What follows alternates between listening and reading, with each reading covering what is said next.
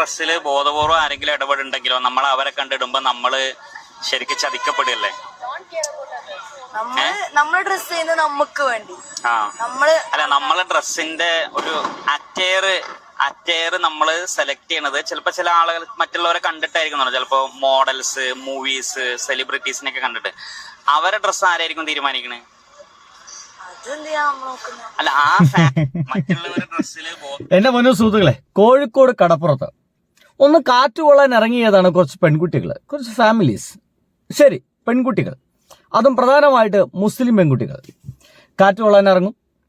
ഒരു രസകരമായ ഒരു നിമിഷങ്ങൾ ചെലവഴിക്കാൻ വേണ്ടി സുഹൃത്തുക്കളായിട്ടൊക്കെ ഇറങ്ങും, ചിലപ്പോൾ കുടുംബക്കാരായിട്ട് ഇറങ്ങും. എങ്ങനെ വേണമെങ്കിലും ഇറങ്ങേണ്ടത്. ഈ ജീവിതം വളരെ സുന്ദരമല്ല എൻ്റെ പ്രിയ സുഹൃത്തുക്കളെ. അപ്പോൾ നമ്മൾ ഈ മതത്തിന്റെ കെട്ടുപാടുകളില്ലാതെ മറ്റു ചിന്തകളൊന്നുമില്ലാതെ സമാധാനപരമായിട്ട് പോയിരിക്കാൻ, സന്തോഷകരമായി പോയിരിക്കാൻ വേണ്ടിയിട്ടാണ് കടപ്പുറം ചെലവഴിക്കുന്നത്, അല്ലേ? അല്ലാതെ മതഗ്രന്ഥവും തൂക്കിപ്പിടിച്ചിട്ട് പോയിരുന്ന് വായിക്കാനുള്ള സ്ഥലമായിട്ടാണോ നിങ്ങൾ കടപ്പുറവും ഈ പറയുന്ന പാർക്കുകളും നിങ്ങൾ അടക്കമുള്ള ആളുകൾ സെലക്ട് ചെയ്യുന്നത്? അങ്ങനെയാണെങ്കിൽ എൻ്റെ വീഡിയോ കാണുന്നത് കൊണ്ട് ഒരു കാര്യവും നിങ്ങൾക്കില്ല എന്ന് ഞാൻ ആദ്യം പറഞ്ഞുകൊള്ളുന്നു. അങ്ങനെ കടപ്പുറത്തേക്കോ അല്ലെങ്കിൽ ഏതെങ്കിലും ഒരു എന്താ പറയുക ലക്ഷ്യ ടൈം ചെലവഴിക്കുന്ന ഏതെങ്കിലും പാർക്കിലേക്കോ മതഗ്രന്ഥവും തൂക്കിപ്പിടിച്ചിട്ടാണ് നിങ്ങൾ പോകുന്നതെങ്കിൽ അത്രക്കാർക്ക് ഈ വീഡിയോ ഇവിടെ വെച്ച് നിർത്താം.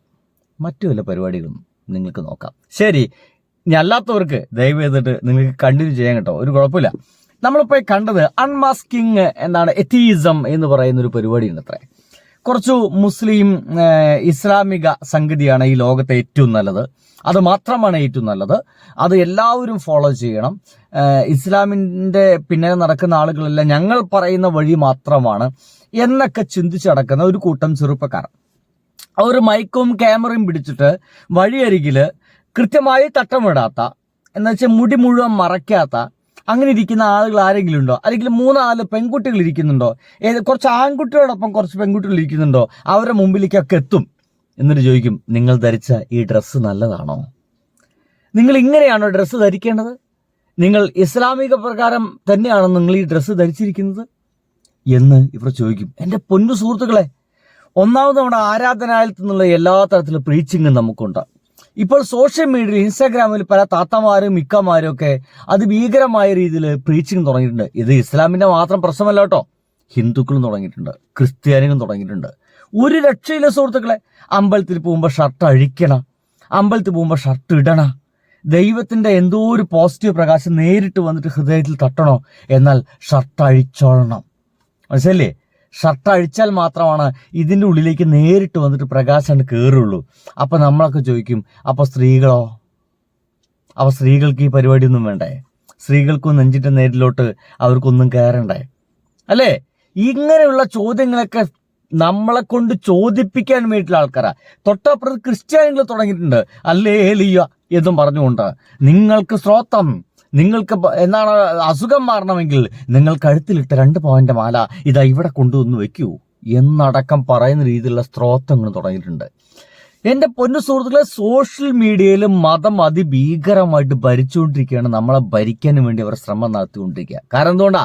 സോഷ്യൽ മീഡിയ വേറൊരു ലോകമാണ്, എന്റർടൈനിങ് ആണ്, ആനന്ദമാണ്, ഇമോഷനാണ്, അല്ലേ? ആ ലോകത്തിലൂടെ വളരെയധികം സമാധാനപരമായി പോയിക്കൊണ്ടിരിക്കുന്നുണ്ട് ആളുകൾ. ഏകദേശം മതം എന്ന് പറയുന്ന അത്ര കെട്ടുപാടുകളെ ഒന്നങ്ങോട്ട് മാറ്റി നിർത്തുന്നുണ്ട് മനസ്സിലായപ്പോൾ ചില ആളുകള്.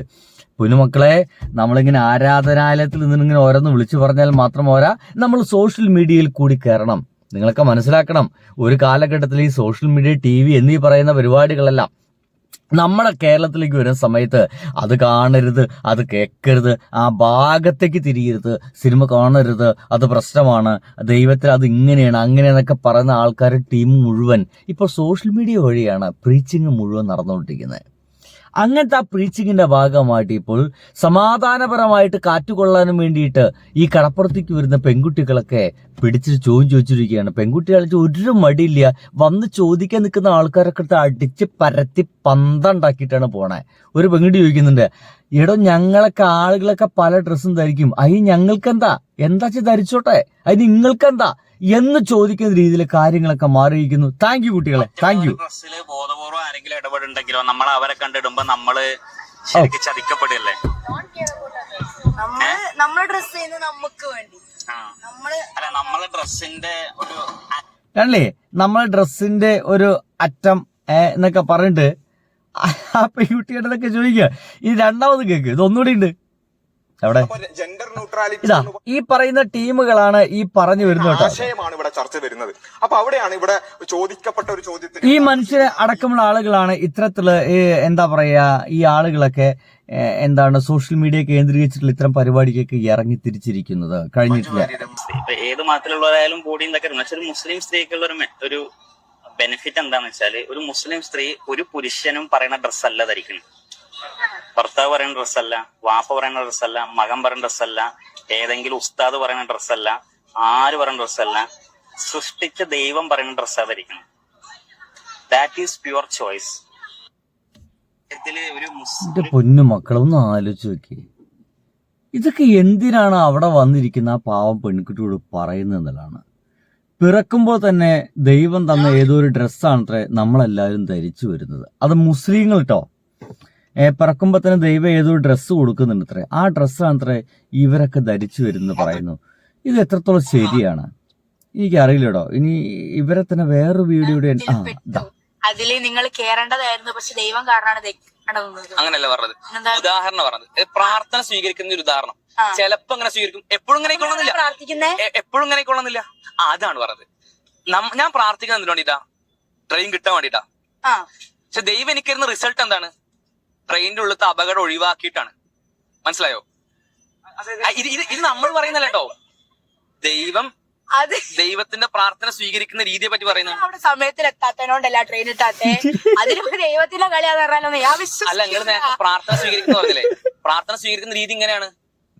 ദൈവത്തിന്റെ പ്രാർത്ഥന സ്വീകരണം എന്ന് പറഞ്ഞാല് ഇപ്പൊ നമ്മള് ഇന്ന ഇവിടുന്ന് എനിക്ക് നല്ലൊരു ജോലി കിട്ടണം എന്ന് പറഞ്ഞാലൊക്കെ സ്പോട്ടിൽ അപ്പോയിന്റ്മെന്റ് കൈ കിട്ടുന്നതല്ല. ദൈവത്തിന്റെ പ്രാർത്ഥന സ്വീകരണം എന്ന് പറഞ്ഞാൽ എനിക്ക് ജോലി കിട്ടണം. എഫേർട്ട് അല്ലേ, അത് ദൈവത്തിന്റെ കളിയാണെന്നാണോ പറയുന്നത്? അല്ല, ഞാൻ പ്രാർത്ഥനയിൽ പെട്ടു. ആ പെൺകുട്ടി എന്തായാലും മാസ് പെൺകുട്ടി കേട്ടാ, ഉപദേശിക്കാൻ തന്നതാ. ഈ പുരുഷന്മാർക്ക് അങ്ങനത്തെ സ്വഭാവം. എനിക്കിത് അവരാ പെൺകുട്ടിയുടെ മുമ്പിലൊക്കെ ഇങ്ങനെ ഇളിയപ്പനായിട്ട് നിൽക്കേണ്ടി വന്ന അവരെ കാര്യം ആലോചിച്ച് നോക്കുമ്പോഴേ ഉപദേശിക്കാൻ തന്നതാ. ഭയങ്കര ഉപദേശമാണ്. ആ ഉപദേശത്തിന് ഒരു ഉദാഹരണം എടുത്തു. ഉദാഹരണം ഇതാണ് കേട്ടോ. ഒരു ട്രെയിന് പോകുന്നു, നമുക്ക് ട്രെയിന് കിട്ടിയില്ല. നമ്മൾ ആ ട്രെയിനിൽ പോകണ്ടായിരുന്നു, നമുക്ക് ആ ട്രെയിൻ കിട്ടിയില്ല. ഒരു അരമണിക്കൂർ കഴിഞ്ഞപ്പോൾ ഒരു വാർത്ത വരുന്നു, നമ്മൾ കയറാൻ വേണ്ടി ആഗ്രഹിച്ച ട്രെയിൻ അപകടത്തിൽപ്പെട്ടു, ആളുകളൊക്കെ മരിച്ചു. അപ്പോൾ നമ്മൾ ദൈവത്തോടൊക്കെ നല്ല എൻ്റെ ജീവിതം സുന്ദരമാക്കണം എന്നൊക്കെ പ്രാർത്ഥിക്കുന്നുണ്ടെങ്കിൽ ദൈവം ഇങ്ങനെയൊക്കെ ആവും ഇത്ര പ്രാർത്ഥന കേൾക്കുക. എങ്ങനെയുണ്ട്? ദൈവം ഇങ്ങനെയൊക്കെ ആവും ഇത്ര പ്രാർത്ഥന കേൾക്കുക. അപ്പം എങ്ങോട്ട് ചോദിക്കുന്നത്, എടോ നിങ്ങൾ നേരം വൈകിക്കൊണ്ടല്ല ട്രെയിൻ കിട്ടാത്തത്, അതിനെന്താ ഇപ്പം ദൈവത്തിൻ്റെ കളി? ഇനി അതൊന്നും വേണ്ട. ഇതേപോലെ പ്രാർത്ഥിക്കുന്ന ആയിരക്കണക്കിന് ലക്ഷക്കണക്കിന് ആളുകൾ ഈ ട്രെയിനിൽ പോകുന്നില്ലേ? അപ്പോൾ അവരുടെ കാര്യം എന്താ? അപ്പോൾ നിങ്ങൾ എന്താണ് ഈ പറഞ്ഞുകൊണ്ടിരിക്കുന്നത് എന്ന് ചോദിക്കുമ്പോൾ അവനക്ക് ഉത്തരം പറയില്ല. പക്ഷെ സംഗതി എനിക്ക് ഇത്ര പറയുള്ളൂ. അൺമാസ്കിങ് എത്തീസ് എന്ന് പറഞ്ഞിട്ട് ഇപ്പോൾ എൻ്റെ പൊന്നു സുഹൃത്തുക്കളെ, വളരെ വൃത്തിയായിട്ട് എല്ലാ മതക്കാരോട് കൂടി പറയാണ്, നിങ്ങൾ മതം പ്രചരിപ്പിച്ചോളൂ. സോഷ്യൽ മീഡിയ വഴി എന്തായാലും പ്രചരിപ്പിച്ചോളൂ. എങ്ങനെയാச்சுം പ്രചരിപ്പിച്ചോളൂ. പള്ളിയിൽ നിന്നോ അമ്പലത്തിൽ നിന്നോ ക്രിസ്ത്യൻ പള്ളിയിൽ നിന്നോ പറഞ്ഞിട്ടോ പൊതുതലത്തിൽ പ്രസംഗിച്ചിട്ടോ പുസ്തകം കൊടുത്തിട്ടോ എങ്ങനെയാச்சுം പ്രചരിപ്പിച്ചോളൂ. അതൊന്നും കുഴപ്പമില്ലെന്നേ. അതൊക്കെ ഇന്ത്യൻ ജനാധിപത്യത്തിൽ നിങ്ങൾക്കത് അംഗീകരിക്കപ്പെട്ടിട്ടുള്ളതാണ്, നിങ്ങൾക്കത് തരും ചെയ്യും. പക്ഷേ ഏറ്റവും വലിയ പ്രശ്നം എന്താ വെച്ച് കഴിഞ്ഞാൽ, നിങ്ങൾ ദയവ് ചെയ്തിട്ട് ഈ പാർക്കിലൊക്കെ വന്നിരിക്കുന്ന ആളുകളെ ശല്യം ചെയ്യാൻ ഇറങ്ങരുത്. സമാധാനപരമായിട്ട് ഒരു അല്പസമയം ഇമാരി എല്ലാ വട്ട് ചിന്തകളും ഒഴിവാക്കിയിട്ട് ഒന്ന് കുത്തിരിക്കാൻ വേണ്ടി വരികയാണ്. ഉപദ്രവിക്കരുത്. ബബ.